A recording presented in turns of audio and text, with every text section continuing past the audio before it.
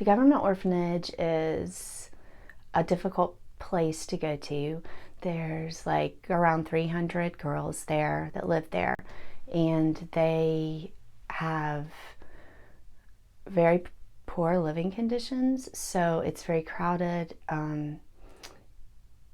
They don't get a lot of their needs met. They don't get but one pair of underwear a year. Some of them have grown up at the orphanage where the younger kids are, and then went straight into the older girls' orphanage. And that's all they know is orphanage life. December of 2018, the team that I was with just happened, which wasn't just a coincidence. God placed us there exactly that time period. But the girls were going to be leaving the orphanage that day, and in our idealistic American ways, we thought we have some extra money and we can help them. And we drove up, and they wouldn't let us drive into the orphanage, and so we had to wait. The bus was large, there were 22 of us on that team, and we sat there waiting. And it wasn't until I saw the girls walking down the little road to the gate with a plastic bag or things under their arms or a little suitcase, and when I realized these girls have nothing, and the fear that they had, and there was a few behind me, and I'd turn around, I'm like, how are you? And they would say words like scared, or they would shake their heads, and the tears they would have in their eyes, and they knew what they were getting ready to go to. We didn't. I didn't. So I remember driving, like getting them on the bus, and that was kind of like a happy kind of feeling moment. Oh, we're actually helping out. We're doing something kind of cool. We were aware of something happening. That's cool.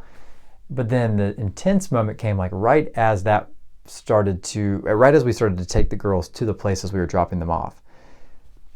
Some of the places were really rough. Like some of the places were not good places, and some of the places were definitely dangerous spots. Anybody that's not in a family unit, it's by themselves, it's going to be a difficult spot. But some of these were specifically intense, and this entire mood shifted in the whole group as to what was happening. So we were basically carting some of these girls, thought it was supposed to be a good thing, but carting them to a space and just saying goodbye. They had no training on how to spend money, how to make money, how to protect themselves in a very dangerous city.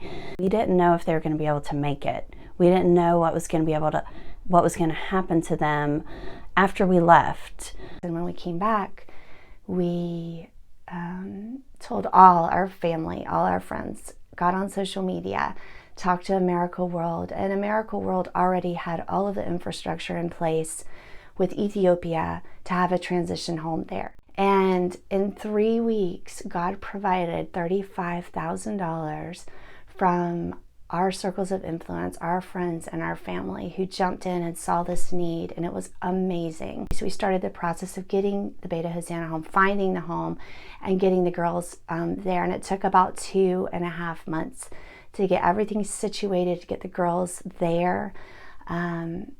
Unfortunately, in that 2.5 months, everything that we had hoped would not happen to the girls did, and they were robbed. One of them was beaten. One of them had to run away and escape to another girl's home at one point to get out of danger. So it was not a good time for them. But thankfully, God did provide, and we were able to open Bete Hosanna in the winter of 2019. Bete Hosanna now is an amazing program that Ethiopian ladies help to run, which is super important to have Ethiopians guiding the process and helping these girls. These women are people that I would entrust my own children to, that are walking with the Lord in beautiful ways, and are strong and are smart, and are equipping the girls that come into this home to be strong, capable people who know who they are and and whose identity is rooted in Jesus.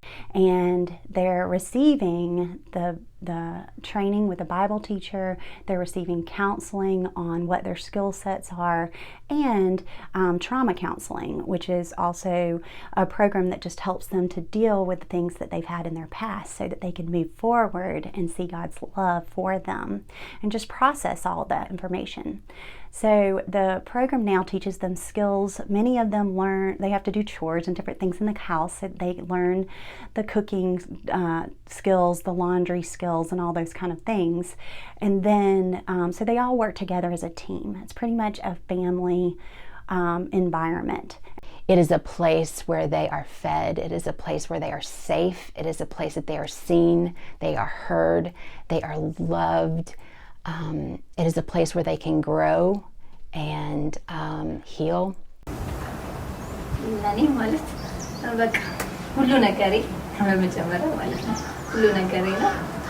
ቤተሰባዊነትን ወይም ደግሞ ፍቅርን ሁሉንም ነገር ያገኘሁበት It's her everything, but she got love and family the most. እግዚአብሔር እንዴት ማመስገን እንዳለብኝ How to thank God, ገንዘብ ሴቭ እንዴት ማድረግ እንዳለብኝ how to save money, ለሰዎች አክብሮት በቃ የቤተሰብ ህይወት ምን ሊመስል እንደሚችል respect people, and know how to live as a family. ለኔ ቤተ ሆሳዕና ማለት እድል ነው። She's saying Bete Hosanna is a miracle. Ethiopia is a relational society, and so in order to get jobs, it's really a relational avenue that you would get that job. And so orphans, by nature, they don't have a big network, they don't have connections. And so it's really hard for them to find jobs. And so one of the things that the home really helps with is puts them in a situation where they can get good employment. They can be ready for their interviews, get ready for to be working at a job.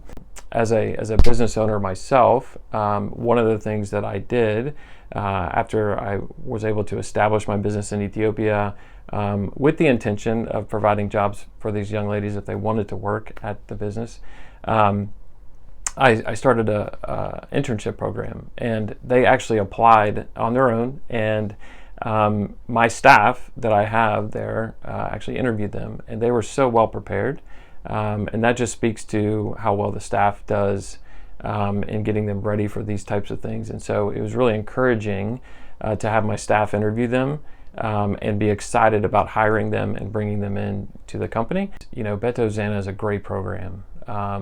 I've seen the benefits of that. I've seen, you know, the change that it makes in a young woman's life. But you know, the home can only support 10 people for 2 years, and you know, the orphanage that they come out of, several hundred girls, and there's other you know, orphans that are not even in the orphanage. So you would know that there's a lot of women that are falling through the cracks, that are put out on the street, that are at risk, that are trafficked. I've talked to other programs that are there in Ethiopia that are in Addis, and they talk about that there's not a lot of programs for teenage orphans, men or women. And so when you think about, you know, it does make a difference for the 10 that are in the home, but how many could be helped? How many are we missing that are out on the street? Like, that is something that you know, weighs on all of us that are a part of this, that are connected with it in some way. And so we'd love to see this program grow, multiple homes, several hundred girls. I mean, can you imagine what that would look like? So we'd ask that you would consider coming alongside and supporting Bete Hosanna in that.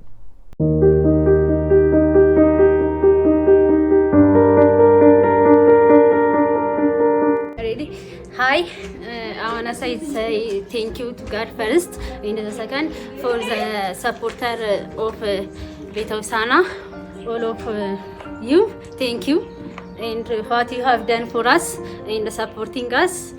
I want to say thank you. እሺ እናመሰግናለን ሁላችንም እናመሰግናለን ቤተ ሆሳዕናንም ጨምሮ Thank you for supporting. Thank you for everyone. And thank you so much. I love you. We love you. Thank you for Bete Hosanna supporter. We beginning good start. Like all Bete Hosanna stuff. My sisters. ናለው በጣም ብዙ ነገር ተደርጎልናልና አመሰግናለሁ። ሁሉንም ማመስገን እፈልጋለሁ። Thank you ስላደረጋችሁልን ነገር አመሰግናለሁ። Hello.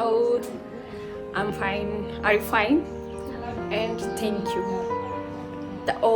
Everything. Thank you so much. ላደረጋችሁልን ነገር በጣም እናመሰግናለን። ሁሉንም ነገር ወደነዋል። በጣም እናመሰግናለን። እንወዳችኋለን። Thank you.